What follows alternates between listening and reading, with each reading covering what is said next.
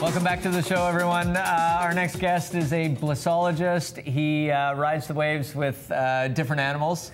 And he's an impending father as well. And don't forget Yogi, because that's why he's here. Yeah, Eoin Finn, how are you? How are you? Excellent. Nice to see you, man. Congratulations, first of all, on the impending fatherhood. That's coming up pretty quick. When is the due date? Valentine's Day. Deep breath, my friend. You know about those. I don't know what I'm fully expecting. People will try to fill me in about parenthood, and I try to imagine it, but I don't think you really get it until you're there. Scary stories? That's what my friend said. Everybody has a scary story. Yeah, I find that especially in the last month or two before, when you're really at the point of no return, that's when they really unleash them. It's like they're saving them the first couple of months. And it'll be wait until the end. They're like, he's in his last trimester. Well, congratulations, but we have to talk about the Blissology project. What is this? The Blissologist project is kind of my work for the last 3 years. So I really looked at my own life and I kind of analyzed what is it that keeps me sort of in a positive state of mind. And I realized it's a bunch of habits that I do every day. And those keep me in a good state of mind, which kind of make great actions that come out into the world. And I just thought, if people could commit to this for 4 weeks, I wonder what would happen. And so, was there an aha moment when you were thinking about this? Because it really is a condensation of all your experiences and sort of putting it together. So.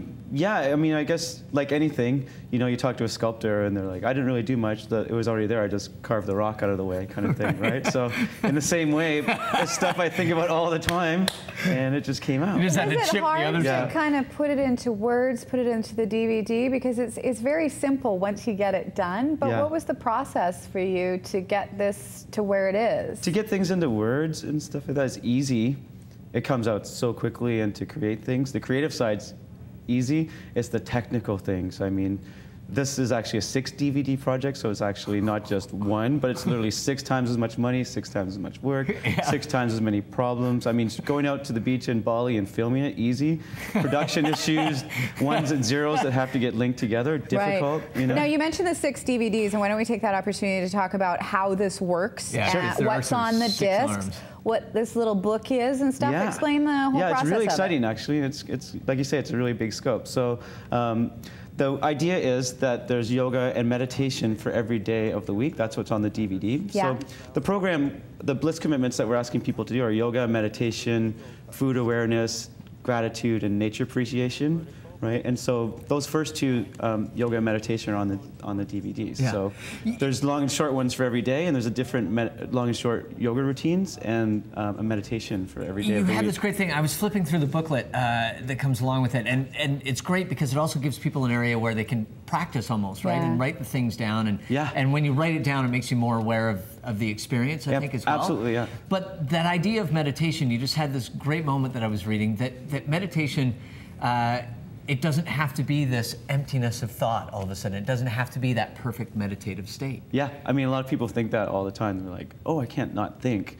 But that's why I'm trying to say, I came up with, you mentioned before, the brain hammock idea. Just allow the brain to sink down into the hammock and notice what your body's feeling, and try and allow your body to feel a certain way. Because I think people get intimidated by the word meditation, like it's something that's far away and they can't understand. But it really is just being still, I guess. Yeah, I mean, I actually think it's almost a bodily state of being present. I mean, in your body when you're standing in line somewhere waiting to pay a teller and just reading some People magazine or something, you're not really that engaged in life. But this is actually an engagement in life, but in a relaxed way. And you know that physically when that happens. And let's talk about appreciating nature, and maybe you can illustrate it by a fantastic story that you wrote about on your Facebook with Sammy the sea lion. Now, you have a true appreciation because you surf, and that is such a zen thing to do, but who is Sammy the sea lion? That's a great story. I mean, I'm really big into nature appreciation, and I think, where this comes from, the impetus really is that I think you can tell people who do nature appreciation because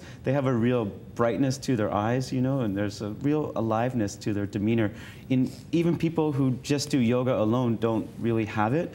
So for me, I've made the choice to get out in the water all the time in Tofino, and I found one day that the same way a dog comes up to you and starts playing with you and jumping on you on the beach, it's kind of cute but annoying sort of thing. And a sea lion that was jumping over me, under me, around me. I would get off my board and he would be bumping into me, and this was going on for about 25 minutes. And I thought, God, if this keeps going. And if he gets really excited, he'll bite my finger off. Right. I'm like, you know, he's just having fun, but there goes my pinky. Yeah. Kind of thing, right? So then I kind of went in, I found it was annoying, but then the next day I went out and the waves were kind of, there's more space in between the sets. And I was out there by myself, kind of a rainy, drizzly day, a lot like this one. Yeah. And out comes exactly the same light brown sea lion. Whiskers come up, and he looks at me, and I start having a conversation. I'm like, you again? I'm like, what's your name? And I talk to him. And it's exactly like, you know, you see a guy in a pickup truck with his dog. Yeah. You know, it was just like that, whiskers. He's like looking, and we waited for the waves. And Together. Then, together. It's like, we're gonna me ride, and what? Sammy after salmon, right? Sammy the sea lion. And we're waiting for the waves to come in, and then the waves would come, and he'd get all excited, and he'd take off like this in front of me. He would never have to paddle once. He'd just be in the wave, and the wave would propel him. And so he's just kind of flying almost through the wave, and I'm going up and down over top of him, wham, and the wave would end, and we'd both get off together, and we'd swim head and head just back.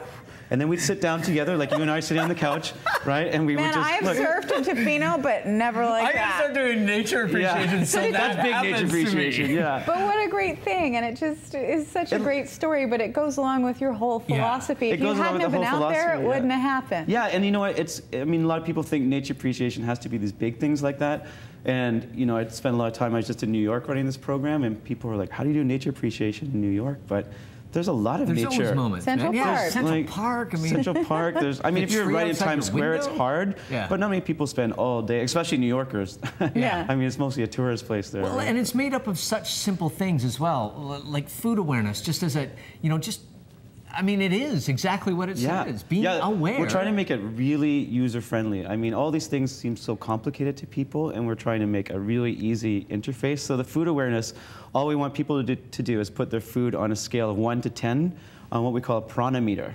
So prana is what they call chi in Chinese, or we just call it life energy, or how good it makes you feel, kind of thing, right? So, you know, Twinkie probably being a 1, and maybe kale steamed that from your back. You're giving the Twinkie a lot of credit at a 1 there. Okay, maybe that's I guess there's a certain pleasure. Yeah. Ian, are you doing your classes in town again? Can people come and meet you and do your thing? Yeah. Since we're here giving birth, we're back in town. So Good stuff. Yeah, it'll be Monday nights at the Masonic Hall on 8th and Granville, and then back at the kids' house where it all started.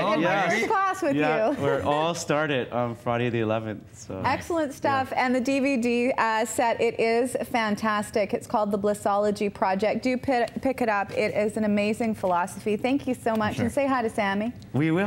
Nice to see you, man. Nice to see you guys. Congratulations on the birth. Congratulations. Thanks. Looking forward to meeting. Looking forward to it. We're going to take a break.